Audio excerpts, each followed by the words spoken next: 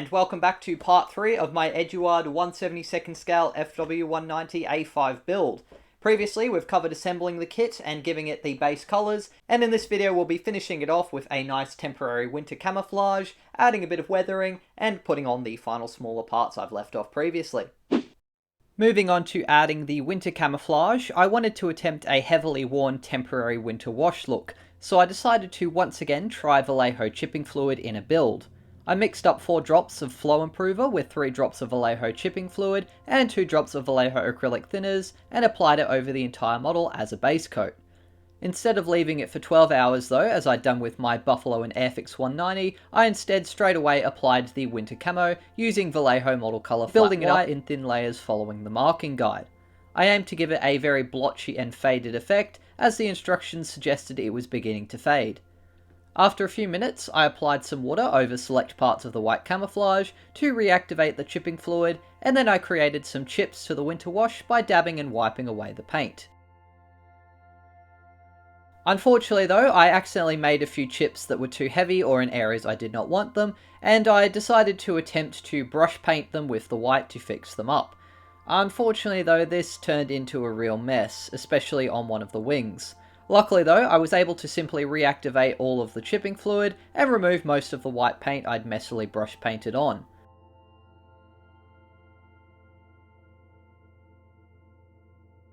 After a few more chips and lighter scratches had been created, I then sprayed over some of the areas I'd messed up with model colour flat white and did a few more touch-ups.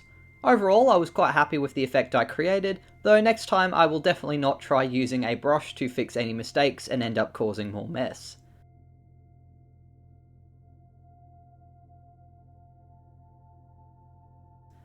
Satisfied with the winter camouflage, I then used a fine brush to paint the trim tabs on the control surfaces with vermilion red. I would need to seal the white camo in with a matte varnish so that the chipping fluid couldn't later be reactivated, but before I did this, I cut out, cleaned up and assembled the landing gear struts and doors, along with the propeller assembly. I also cut out the wheels, but decided to paint them separately from the landing gear before gluing them in place to make things easier. All of these smaller parts received a coat of Vallejo Gloss Black acrylic primer to prepare them for paint, and then I painted them using various colours. The inside of the landing gear doors was sprayed with Vallejo Model Air RLM2 Grey, the hub of the propeller spinner was sprayed with Vallejo Model Air RLM4 Yellow, which took several coats due to the nature of yellow paint, and then I glued the tail wheel, main landing gear struts, and landing gear doors to the aircraft, along with the smaller parts such as the cannon barrels, pitot tubes, and antennas. I switched back once again to a brush and painted another coat of RLM2 Grey on the undercarriage, and painted the blades on the engine cooling fan and the wheels flat black, the pilot's headrest with Vallejo Model Air RLM66 Dark Grey, the propeller blades with AK Interactive RLM70, and the undersides of the antennas and outside of the landing gear doors with AK Interactive RLM76 Variation 1 to match the underside of the fuselage. After a few coats of these various colours and some finer details had been painted, such as the red markings on the stepladder and the black trim of the tyre on the tail wheel, I sealed the paint on these finer parts and the winter wash with a few passes of Vallejo matte varnish.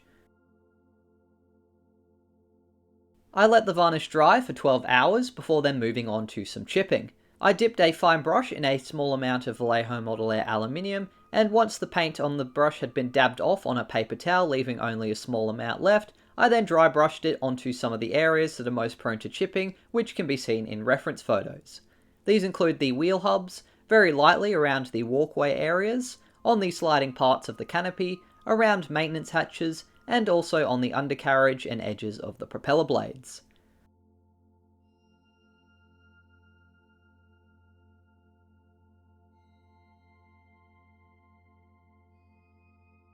To reduce how much aluminium chipping is present on the propeller blades, I then applied some RLM70 over some of the larger chips, and then I mixed it with some model colour flat white, and dabbed that lightly around the chipping on the wings, and over some of the white on the engine cowling to create some damage to the white camouflage, and also some lighter superficial scratches on the aircraft that haven't fully removed its paint. This process was then repeated with white and RLM71, and on the underside of the aircraft with white and RLM76 Variation 1. The propeller spinner received some touch-ups with model colour flat yellow, and once the chipping was dry, I then glued the wheel hubs to the landing gear strut, followed by the tyres and then the outer wheel hub. The cannon and machine gun barrels, along with the exhaust shrouds on the fuselage, were picked out with Vallejo Model Air Gunmetal Metallic, and the nav lights on the wingtips and unpainted parts of the landing gear struts and tail wheel hub were painted with a tiny bit of Vallejo Model Air RLM1 silver. At this stage, I removed the canopy and masking from the fuselage and the windows. Like with the Tamiya kit, I left the liquid mask on for way too long, so after I'd neatened up any mistakes by carefully scratching off any excess acrylic paint with a cocktail stick, I gave both sides of the main and front canopy a coat of deluxe materials looks like glass to help remove some of the imperfections and improve their quality. While it didn't remove all of the marks, it still made them a lot more transparent and shiny. I set the canopies aside to dry for 24 hours, and fixed up some damage to the instrument panel before moving on to some more weathering. I plan to use some of the white and engine grime oil paints from Abteilung 502's range, but these oil paints work best if you let the excess oil seep out of them and onto some cardboard for a few hours before applying them, so I prepared some for later and did a few other touch-ups. These included painting the glare shield and gun sight with flat black, along with some touch-ups to the tyres, and to fix up the decals on the headrest and the seat belts, which were a bit glossy, I applied some matte varnish over the top of them. There was also a few marks on the rear canopy area I had to paint over with some RLM 66, and once that was done, I then got out some black panel accent to do some panel highlighting. Since a lot of the aircraft was white, I decided to tone down the black wash by mixing in a small amount of Tamiya XF1 flat white enamel paint. Once the wash and white had been mixed and I'd added a little bit more enamel thinner, I mixed it up and then applied it over all of the recessed panels in the white areas of the model. This wash would flow into all of the gaps, helping to highlight all the kit's fantastic rivet and panel line details, and also add a bit more grime. On the underside of the aircraft, I switched to a dark brown panel wash for variety and to create a more dirty appearance, while for the darker areas on the upper surface and to add some oil and engine grime and grease in certain areas, I applied some black panel scent instead, especially around the engine cowling, on the access hatches, the landing gear, and the exhaust shrouds.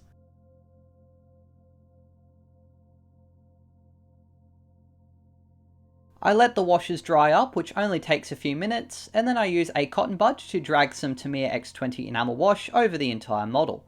The enamel thinners remove the excess panel wash from flat areas, helping to tone down the effect, and by dragging the wash in the direction air flows over the aircraft, it is also great for creating some streaking effects. I continued removing the excess panel liner with the thinner and creating streaks until I was happy with the effect. Next, I used some Tamiya XF1 flat black enamel paint to add some darker exhaust stains to the exhaust area, along with some oil stains and leaks from the radial engine, some gun smoke on the barrels and around the ejector ports, grease marks around the control hinges, and some extra leaks around the landing gear parts. To do this, I first dabbed a small amount of the paint on, and then I used a fine brush dipped in the enamel thinners and dragged the paint backwards.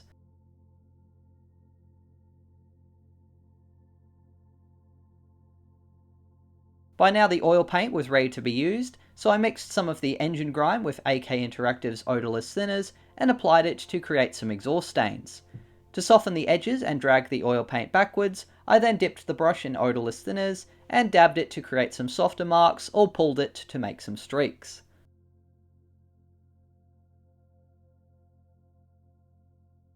The white oil paint was applied as well, mainly on the wheels for a subtle build-up of snow in the treads, and to add some subtle white burn marks and stains in the exhaust area. After I'd applied the oil paints, I also dabbed some more of the flat black onto the gun barrels for some gun smoke, and once again used thinners to help soften the effect.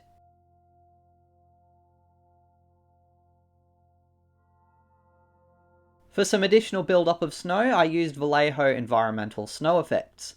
I used a fine brush to dab this acrylic paste onto some parts of the wheels, trying to follow reference photos for the positioning of the additional snow build-up. With the weathering now completed, I returned to finishing up the canopy area by painting the trim on the glare shield and gun sight with Vallejo Saddle Brown, and then dry brushing pale brown onto the glare shield for a faded leather look, before doing some touch-ups with flat black. I was building the Airfix and Tamiya kits of the 190 at a very similar time, and not only did I manage to mix up the headrest, which I talked about in my Tamiya 190 video, but it turns out I also mixed up the front canopy segments. I had to take off the Eduard canopy from the Tamiya 190 kit, and after putting it on this 190 I found it fit perfectly. To make life easier, I decided to remove the glare shield part and then glue the canopy into place using some Deluxe Materials Rocket Odorless CA glue, which forms a strong bond and doesn't fog up the clear parts. The gun sight was then glued to the glare shield, which was a very fiddly step, but once done I could then slide the glare shield back into place. The rocket glue was then used to glue the headrest to the canopy area, and then I placed the canopy into position but didn't glue it so that I could still access the cockpit if required. To finish up the nav lights, I applied some X26 clear green over the silver on the right side of the wing, and used X27 clear red for the left side. The final detail to add was the antenna wiring, which was done using some AK Interactive mega thin rigging wire and regular fast acting CA glue. I found it was a lot easier to glue the antenna to the tail and the smaller line to the rear fuselage, but I have noticed it takes a little while for the superglue to stick any canopy parts if I've treated them with the looks like glass, but nevertheless, after much fiddling and swearing, I eventually got the wires attached, and with that, my build of the Eduard 190 A-5 was finally completed. And here you can see the finished build. So how did I find Eduard's FW 190 A-5? Well, there were a few negatives. The most noticeable for me was the main instrument panel. The included decals have far too much clear film, which makes them really tricky to trim and apply neatly, and the raised details are also a little bit poor, especially when compared to the Tamiya kit on its instrument panel. The assembly order for the glare shield was also another issue, with the instructions suggesting adding it after joining the fuselage halves, but I found it was much easier in the end to leave it off until after I'd fitted the canopy, and then carefully slide it into place afterwards. The overall assembly is definitely more complex than other 190s, but thankfully the fit is generally very good. There were still a few small gaps and I really should have taken the time to fill them in. My excuse is that I really didn't want to risk damaging the beautiful surface detail and rivets on this kit. I have since been suggested to try using water-based putty and wiping it away before it dries to help preserve those details, which is definitely something I'll do for next time. Having said all that, I still absolutely loved this kit. The detail was superb, and the range of marking options is fantastic. It was really hard to choose just one scheme, but in the end I went with the box art option, a rather rough looking winter scheme from the Eastern Front since I quite liked the look of it. I've also been wanting to do some more weathered battle-worn finishes like this one, and it fitted quite perfectly in with my other collections.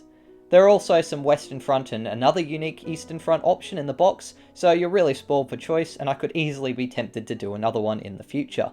So is this the best 190 kit in 1/72nd scale? I'd have to say yes, unless you're a beginner looking for something simpler, or you specifically want a later D model with the inline engine, or the short-nosed early variants like Tamiya's A3. This kit offers far better detail than the equivalent Airfix, Revell or Academy versions, a great selection of markings, a huge range of variants to choose from, and Eduard also offer more detailed Profi Pack editions with photo etching and some other aftermarket parts for experienced modelers who love finer detail. Overall, this is a fantastic kit from Eduard, easily my favourite FW190 A series in 1/72nd scale so far, and I'm very much looking forward to applying what I've learnt here when I tackle their A8, and also their BF109 G5 and G6 kits when I do them in future videos. Thank you very much for watching this video. I do hope you enjoyed it and got something out of it. If you did, please be sure to leave a like and also consider subscribing to the channel. And if you have any questions or suggestions on how I can improve my builds, leave it down in the comment section below. A massive shout out to my wonderful patrons for helping me to not only fund buying these kits, but also the products I use to make them, and without them I wouldn't have been able to afford the airbrushing setup I've been using of late, and that's been really improving my builds. If you haven't seen it already, I've done an inbox review of the Tamiya Corsair along with various other Corsair kits, so that's been my most recent unboxing kind of series, and I'll be starting to build some of those kits in the future, as well as the 109s I haven't done so far and a few other builds. I'm also currently working on the next War Thunder sketch stop motion, so hopefully in the next few weeks that one will be ready as well. And I plan to have a full uncut version of this build video coming out pretty soon as well. That's it for now, but until the next video, as always, take care, and model on.